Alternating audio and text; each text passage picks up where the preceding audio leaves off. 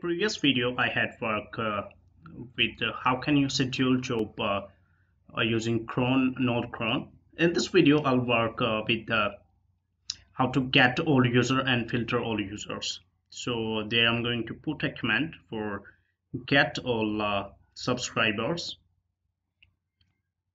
and do like while I get the list of all subscriber, so I'll get the total amount they have to pay. Also there I'll able to get two list.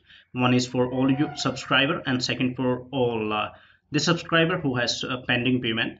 So there I'm going to create a get route, and for endpoint I'm going to give it all subscribers, and after that I'm going to use here auth middleware for authentication, and after that I'm going to use async method. Inside it I'm going to use request and response, and inside this I'm going to use a variable const, and inside it I'm doing to some destructuring called the filter and equal to request.query.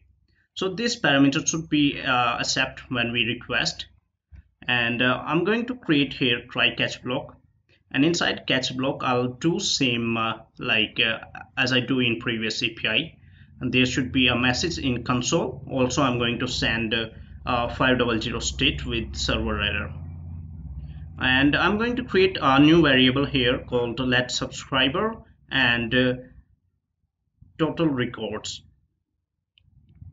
Total records like give the total subscriber we have in our database. So if I haven't any filter or filter dot to uppercase like is equal to, and here I'm going to use all, like if there is a filter for all, and if we are not passing any filter, then I'll provide all list of subscriber. So here I'm going to use total records is equal to await subscriber dot count document. So it is a method which provide total count of subscriber, and subscribers should equal to await, and here I'm going to use a reference for subscriber dot find, and inside the find I'm going to use the filter for all, like I need all of for the subscriber, and here I'm going to use a projection like which data I need. So I need first name, so I'm passing the value to first name, last name, and father name is 1. Also I'm going to use subscribers subscription status, which is a boolean value as we see already, and I need payment status as well. On behalf of payment status I'll calculate the payment according to the all months, and I calculated the amount due amount, like what is the pending payment of the subscriber. So this is the projection I'm using. And if we haven't filter for all, or there is not any filter, then I'm going to use filter dot uppercase dot to uppercase is double equal to for pending. Means if there is filter for pending, then I need to use total records is equal to await subscriber dot count document, and after that I'm going to use subscriber is equal to await, and subscriber dot find as I do in previous. It should be find as well.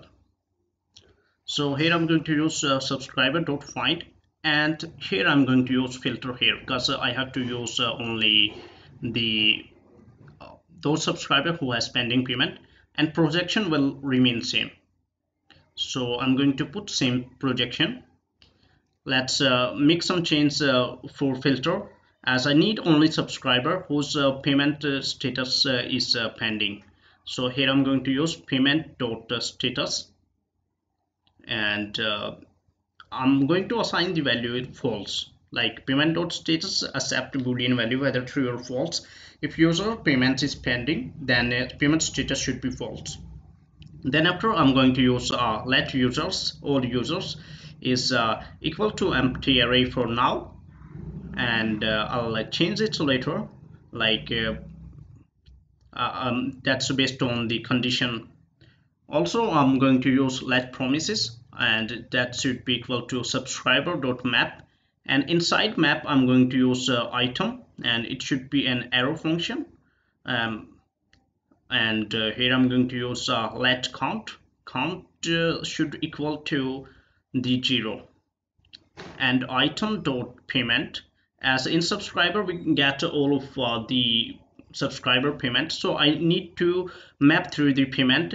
And just what I'm going to do, like if the payment status of that specific month is false, then I'm going to just increase the count. So if here I'm going to use a condition, if not item dot status, means item payment status is false, then I'm going to increment the count by 1, so that at last I able to know like how many months the remaining of payment.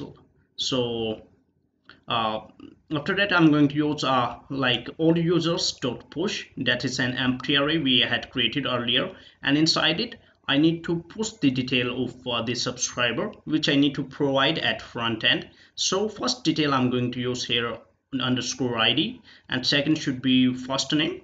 You can easily get the property using item.id or item.first name or last name. So I'm going to provide like id, first name, last name, father name, and it should be item.father name. Also I'm going to provide like subscription status, so it is item.subscription. This is a boolean value. Also I'm going to provide due value, and for due I'm going to use the value of count, and I'm going to multiply it with our subscription charge for a month. So for now I'm going to use here 150, or you can use any number for which type of service you are providing in your local area, and according to your charge which you accept from user every month. So here I write a command. You can simply change it. This is up to you. Next thing, like I need to resolve all of the promise. So here I'm going to use like promise dot all, and inside it I'm going to pass promises that I had created earlier, and here I'm going to use dot then, and inside then I'm going to use an arrow function, and if there any error occur or promise is not resolved, so I'm going to use here catch block, in which I got the error, and I'll do same thing as I do in the block catch block. If there any error, I'm going to just print the message in console, and at the user end I'll send the response of status 500, that's have a message called server error. And if there is not any error, I'm going to use here rest.json. Here first of all I'm going to pass total records, and second thing I'm going to pass the users, and inside it I'm going to pass the reference like all users.